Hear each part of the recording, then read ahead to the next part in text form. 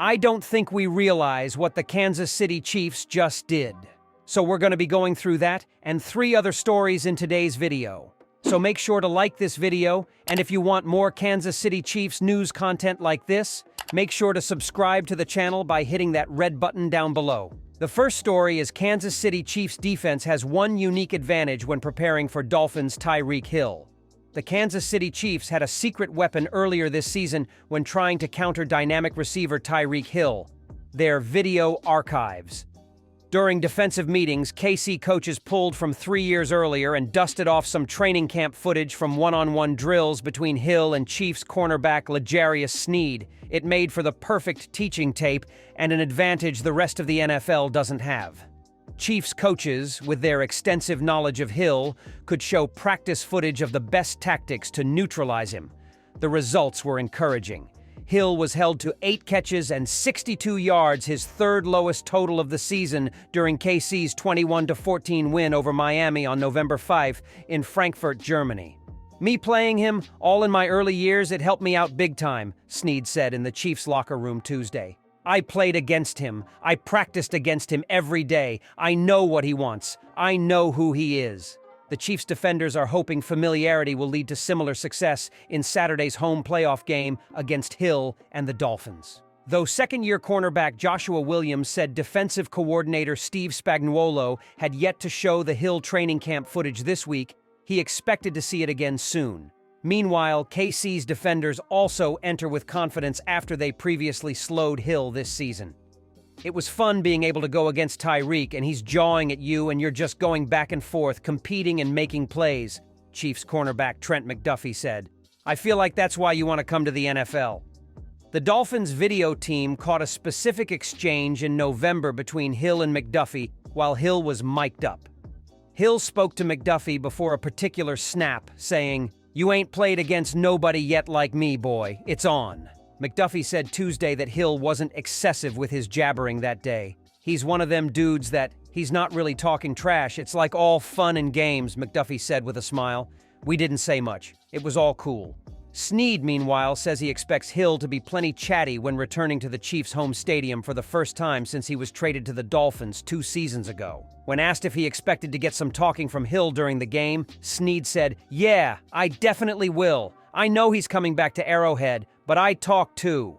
Though the Chiefs varied their defensive looks against the Dolphins in Week 9, they succeeded with a few specific approaches.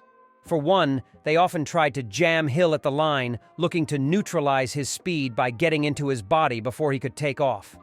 KC's safeties also were intentional with getting depth in zone coverage. They also tended to shade toward Hill's side, whether that was breaking on a crossing route or hard charging on a screen pass his way. Williams also said Spagnuolo had repeated a 2-word mantra often this week that was also an emphasis 1 month ago: eye discipline.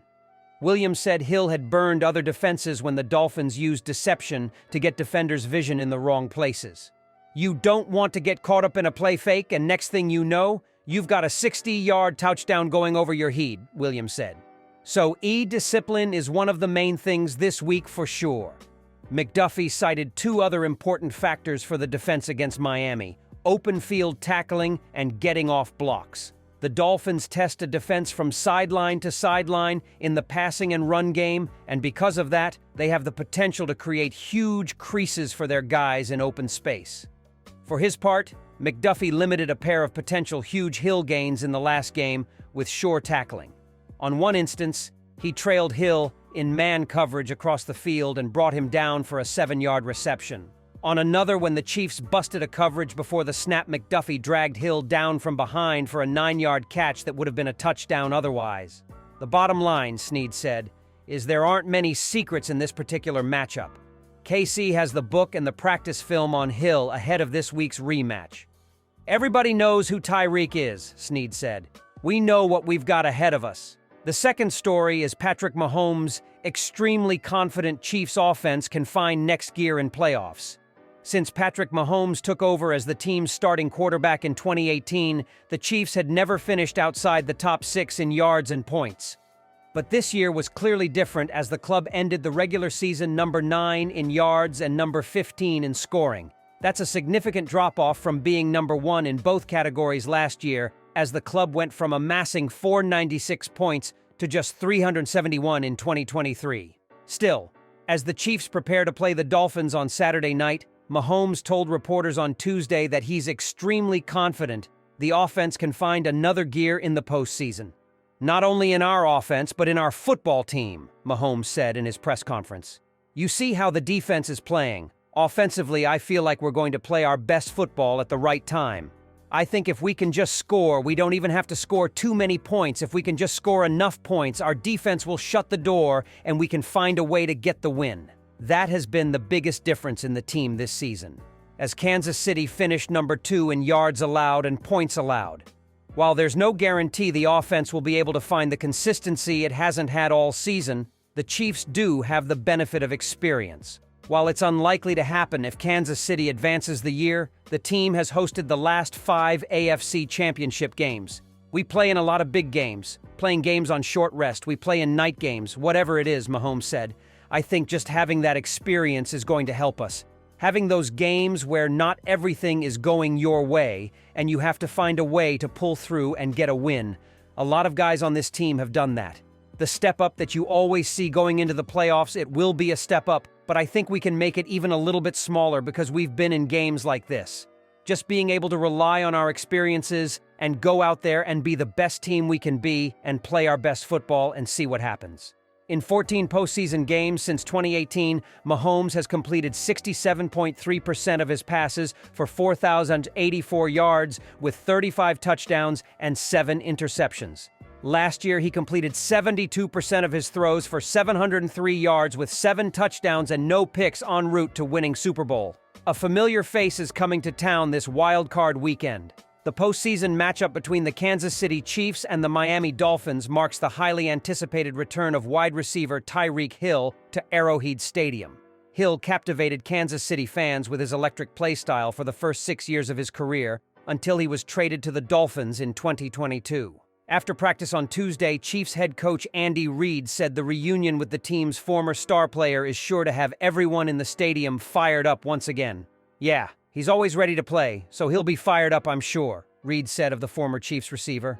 Our fans, it doesn't matter who comes in, our fans. They're crazy every week, so it's going to be electric no matter who's out there. I know Tyreek will be fired up. He's like our fans, he's always fired up.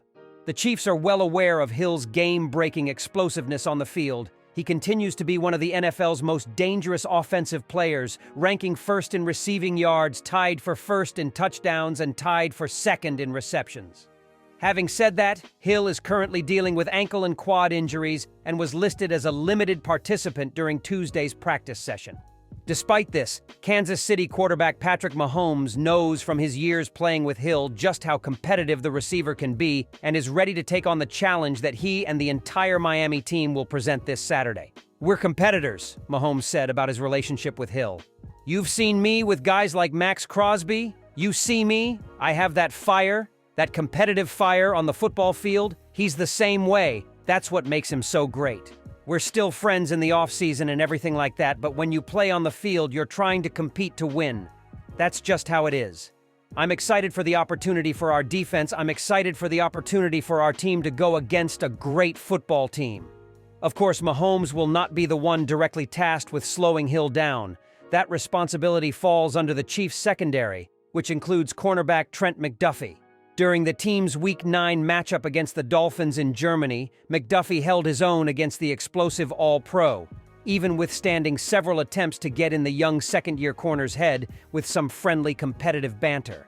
The third story is Chiefs Chris Jones uncertain about future in Kansas City. The Kansas City Chiefs begin their road to Super Bowl 58 this weekend.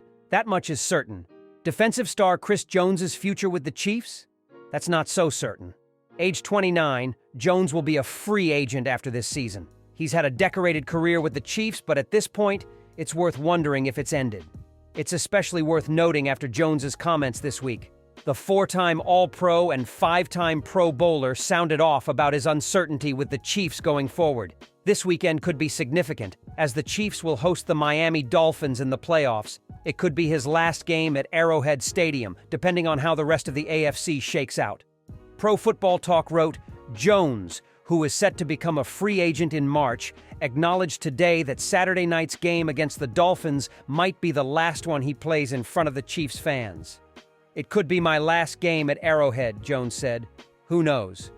Jones was involved in a battle over his contract last offseason. That conflict bled into the start of the 2023 season.